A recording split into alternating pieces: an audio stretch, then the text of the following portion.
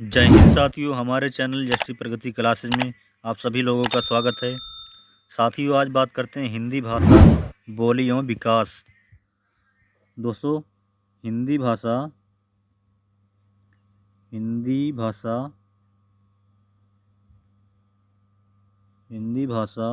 अब बोली और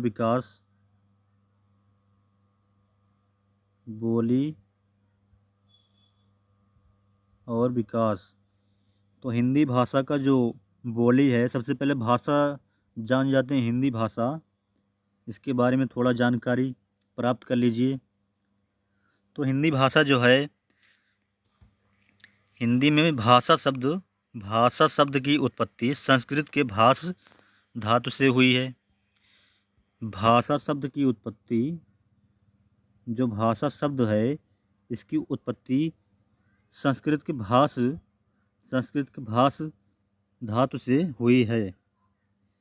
किससे हुई है? संस्कृत के भाष धातु से हुई है, जिसका अर्थ है वाणी की अभिव्यक्ति।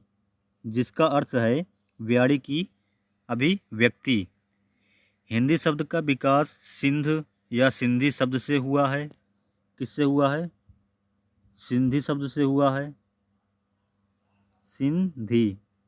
किससे हुआ है? सिंधी शब्द से हुआ है। हिंदी शब्द का विकास सिंधी शब्द से हुआ है। ऋग्वेद में सिंध शब्द नदी के लिए व्यक्त हुआ है। किसके लिए व्यक्त हुआ? नदी के लिए व्यक्त हुआ है। जब फारसी भाषी सिंधु घाटी के निवासियों के संपर्क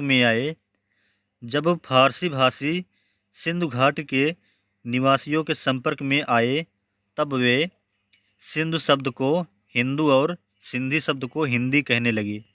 सिंधु शब्द को हिंदू और सिंधी शब्द को हिंदी कहने लगे। सिंधी शब्द जो है, इसको क्या कहने लगे? सिंधी शब्द को हिंदी कहने लगे। किसने? फारसी भाषी लोग ने। तो आगे हम बताएं भाषा के लिए हिंदी शब्द का प्रयोग बहुत बाद में, लगभग 13वीं शताब्दी में हुआ है। कब हुआ है? 13वीं शताब्दी में हुआ है हिंदी का प्रयोग भाषा के लिए। इसके पहले हिंदी शब्द का प्रयोग भारत देश या भारतीयों के लिए हुआ है। हिंदी की आदि जननी संस्कृत है। आदि जननी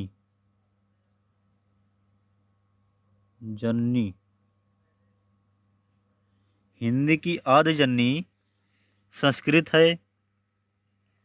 हिंदी का विकास क्रम क्या है? सबसे पहले संस्कृत,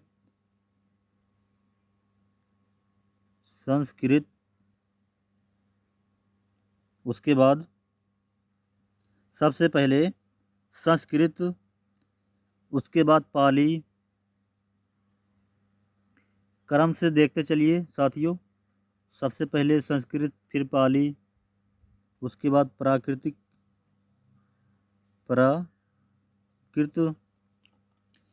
उसके बाद अपभ्रंश।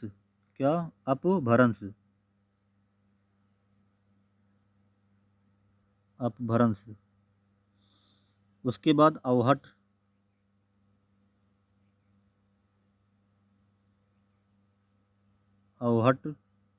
उसके बाद प्राचीन,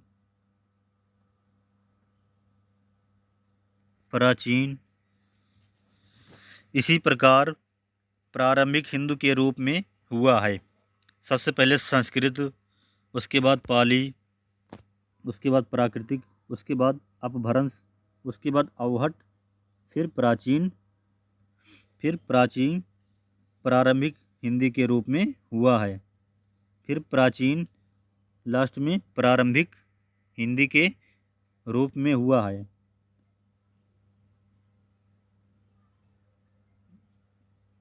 प्रारंभिक हिंदी के रूप में हुआ है। तो हिंदी भाषा की विशेषताएं जो है, इसमें सबसे पहले आप जान लीजिए आधुनिक आर्य भाषाओं का जन्म अपभ्रंश के विभिन्न क्षेत्रीय रूपों से इस प्रकार माना जा सकता है। तो सबसे पहले इसमें देख लीजिए, सबसे पहले आएगा अपभ्रंश। अपभ्रंश कौन कौन सा है? सौरसेनी, पैशाची, ब्राह्मण, मराठी, मगधी, अर्धमगधी। क्या? सौरसेनी, पैशाची, ब्राह्मण, मराठी, मगधी, अर्धमगधी। उसके बाद देख लीजिए आधुनिक भाषाएं और उपभाषाएं। तो सौरसेनी जो है इसमें आ जाता है, इसमें आता है पश्चिमी हिंदी आता है, राजस्थानी आता है, उसके बाद पहाड़ी आता है, उसके बाद गुजराती आता है। सौरसेनी में आप याद रख लीजिए सबसे पहले पश्चिमी हिंदी आएगा, उसके बाद राजस्थानी आएगा, उसके बाद राजस्थानी आएगा, फिर पहाड़ी आएगा, उसके बाद गुजराती आएगा। और पैशाची में लहंदा और पंजाबी, ये दोनों पैशाची में आएगा। उसके बाद ब्राह्मण, इसमें सिंधी आएगा, इसमें सिंधी आएगा, जो सिंधु नदी के आसपास की जो बोलियां हैं, जो भाषाएं हैं। उसके बाद मराठी आएगा, जो महाराष्ट्री आएगा, जो महाराष्ट्र के अंदर बोला जाता है मराठी। उसके बाद मगधी आएगा, मगधी बिहारी, बंगला, उड़िया, असमिया, बिहार में बोला जाने वाला भाषा। उसके बाद बंगाल में, फिर उड़ीसा में, उसके बाद असम में मगधी हो जाएगा। उसके बाद अर्धमागधी, इसमें पूर्वी हिंदी होगा। क्या होगा? इसमें पूर्वी हिंदी होगा। तो इसी प्रकार जो है इसका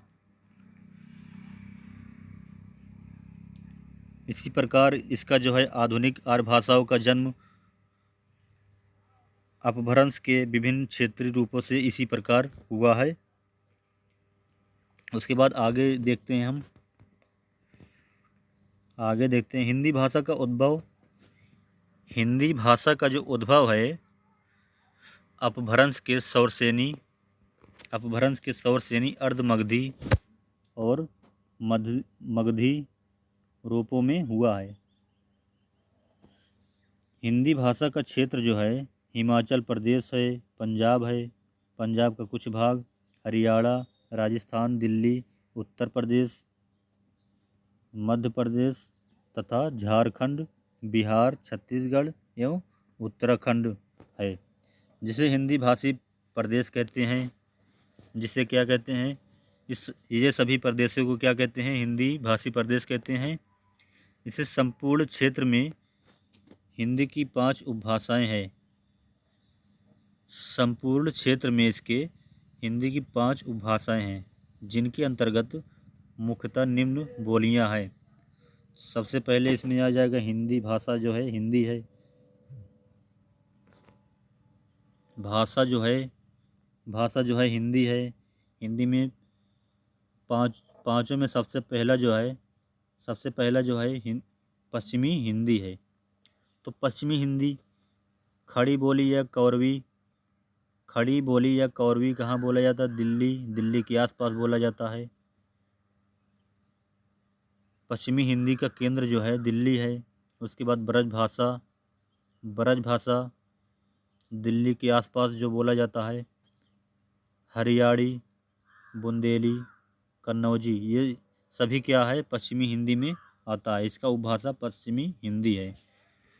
उसके बाद अगला देख लीजिए, अगला है पूर्वी हिंदी आता है। पूर्वी हिंदी अवधी इसमें आता है, बघेली आता है, छत्तीसगढ़ी आता है। इसका क्षेत्र जो है अयोध्या है। क्या है? इसका क्षेत्र जो है अयोध्या है। पूर्वी हिंदी इसका केंद्र जो है अयोध्या है पूर्वी हिंदी का। उसके बाद आ जाएगा राजस्थानी, इसमें पश्चिमी राजस्थानी, मारवाड़ी जिसे कहते हैं, पूर्वी राजस्थानी जयपुरी, उत्तरी राजस्थानी मेवाती, दक्षिणी राजस्थानी मालवी। इसी प्रकार राजस्थानी आएगा। उसके बाद पहाड़ी जिसे खस कहते हैं, खस, पश्चिमी पहाड़ी, मध्यवर्ती पहाड़ी। क्या? पश्चिमी पहाड़ी, मध्यवर्ती पहाड़ी। इसमें कुमाऊनी गढ़वाली। क्या? कुमाऊनी गढ़वाली नाम से जाना जाता है। उसके बाद बिहारी आएगा, बिहारी में भोजपुरी, मगधी, मैथिली। क्या? भोजपुरी, मगधी, मैथिली। इसी प्रकार सभी उपभाषाएं आ जाएगी।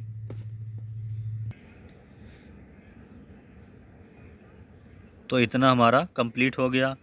उसके बाद दोस्तों जान लीजिए बोली। क्या? बोली का थोड़ा उदाहरण जान लीजिए। बोली का किसका? बोली का थोड़ा उदाहरण जान लीजिए। तो दोस्तों बोली जो है, बोली भाषा की लघुत्तम इकाई है। भाषा की लघुत्तम इकाई है। लघुत्तम मतलब छोटी, सबसे छोटी इकाई है। भाषा की सबसे छोटी इकाई है भाषा की। बोली क्या है? भाषा की सबसे छोटी इकाई है, लघुत्तम इकाई है। विकास तथा प्रयोग के दृष्टि से, विकास तथा प्रयोग की दृष्टि से बोली का रूप भाषा की तुलना में अत्यंत लघु है। बोली का रूप जो है भाषा की तुलना में सबसे छोटा है। सबसे छोटा रूप क्या है? बोली है। और बोली ही धीरे धीरे निर्वासित होकर भाषा को रूप ले लेती है। क्या है? बोली ही धीरे धीरे निर्वासित होकर भाषा का रूप ले लेती है। उसके बाद विभाषा जो है बनता है। विभाषा जो है बोली से, भाषा से छोटा होता है। विभाषा जो है, विभाषा जो है बोली से बड़ा होता है और भाषा से छोटा होता है। विभाषा को उपभाषा के नाम से ही जाना जाता है। बोली ही धीरे धीरे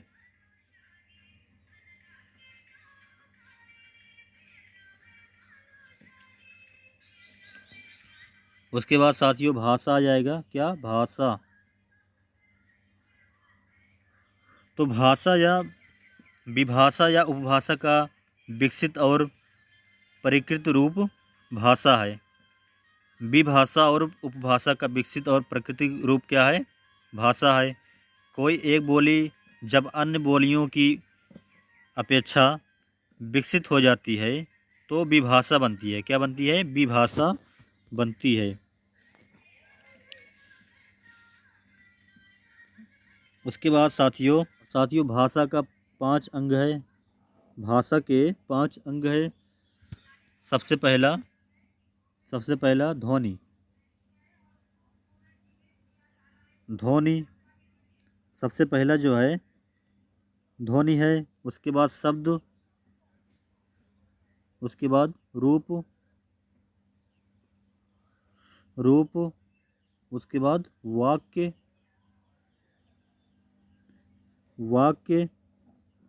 तथा अर्थ,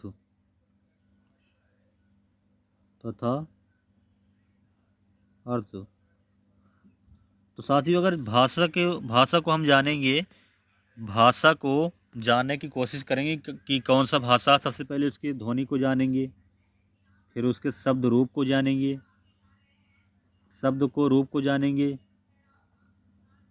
उसके बाद वाक्य को जानेंगे साथियों, उसके बाद वाक्य को जानेंगे, फिर लास्ट में हम उसका अर्थ निकाल के हम बता देंगे यही भाषा है।